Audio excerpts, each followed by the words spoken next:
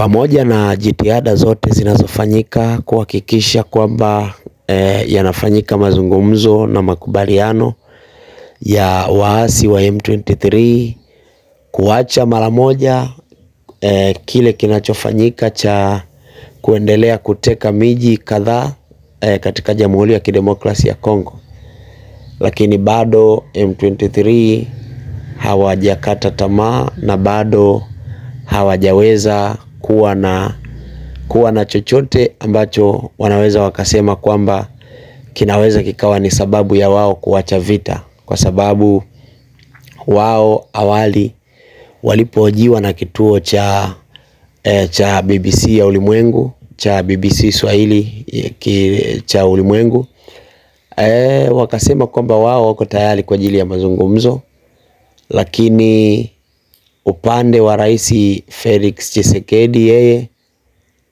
alikuwa bado hayuko tayari kufanya mazungumzo, japo jitihada nyingi za viongozi wa dini zilikuwa zinafanyika kuhakikisha kwamba yanafanyika mazungumzo kati ya waasi wa M23 pamoja na serikali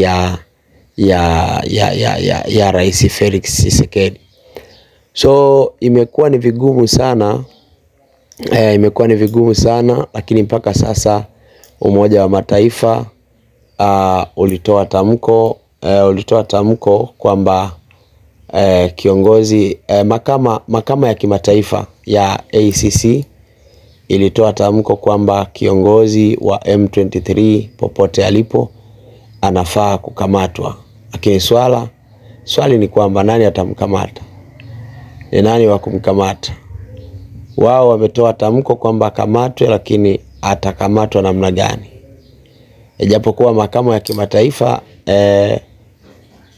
inaweza ikakushtaki na ikakuacha tu, lakini baada ya muda fulani utajikuta uko mikononi mwa hiyo na unahukumiwa na unajikuta unaishia pabaya. So jitihada nyingi zimeendelea kufanyika, lakini mpaka sasa Rais Felix Tshisekedi ama serikali ya Jamhuri ya Kidemokrasia ya Kongo imeofa dola zaidi ya milioni 5 kwa mtu yoyote ambaye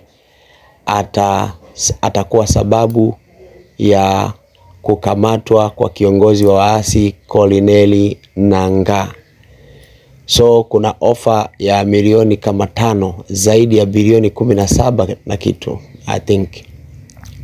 Ameofa kwa mtu yoyote ambaye atakuwa chanzo cha kukamatwa kwa kiongozi wa waasi Corneille Nangaa.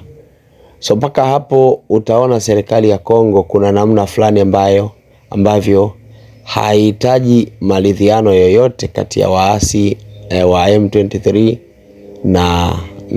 na serikali.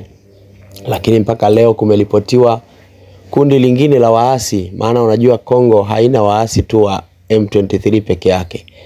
Ina makundi mengi sana tu ya waasi, lakini mpaka sasa karibia kundi la waasi ambalo lina askari zaidi ya 500 limeripotiwa kujiunga na M23 huko Kivu ya Kusini.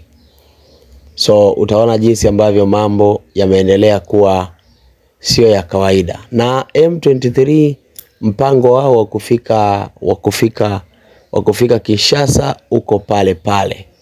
Mpango wa M23 kufika Kinshasa uko pale. Wanaendelea kuangalia namna ya kuweza kufanya namna ya kufika miji kama Kinshasa. Lakini pia ukiangalia zaidi unaona kabisa focus na malengo ya M23 ni kuhakikisha wanaangusha utawala wa Rais Felix Tshisekedi. Ukiangalia juzi wakati wapo Bukavu utaona walienda kila mahali ambapo kuna picha za Felix Tshisekedi, wakaweza kuzichana na kuongea mambo na matusi makubwa kuhakikisha kwamba utawala wa Felix Tshisekedi unaanguka. Kwa hiyo utaona jinsi ambavyo M23 wamejipanga. Lakini katika yote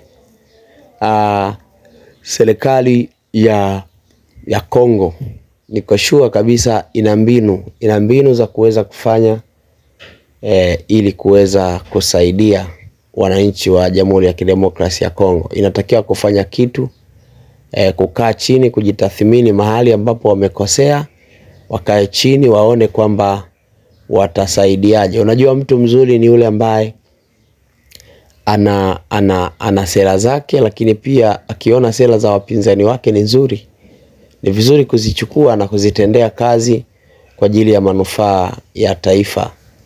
So nina imani kwamba mambo kama haya, ninajua kabisa serikali ya Kongo itakuwa na mpango mzuri tu kwa ajili ya wananchi wa Jamhuri ya Kidemokrasia ya Kongo. Kwa hiyo niseme tu kwamba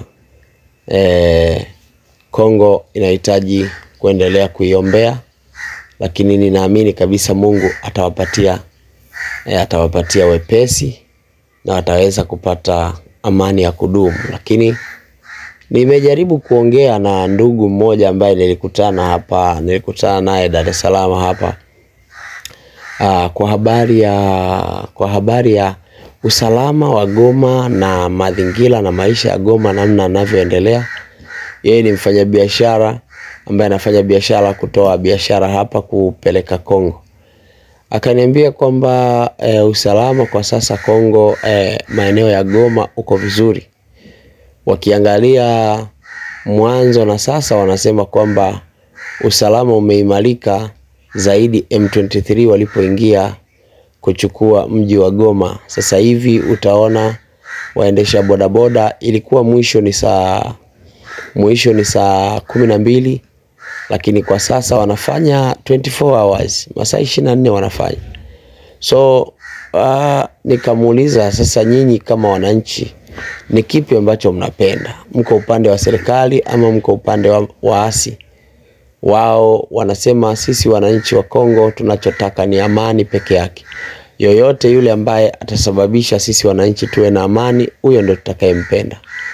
So utaona hiyo ndio hali halisi ambayo inaendelea katika mji wa Goma na katika maeneo mengi ya Jamhuri ya Kidemokrasia ya Kongo.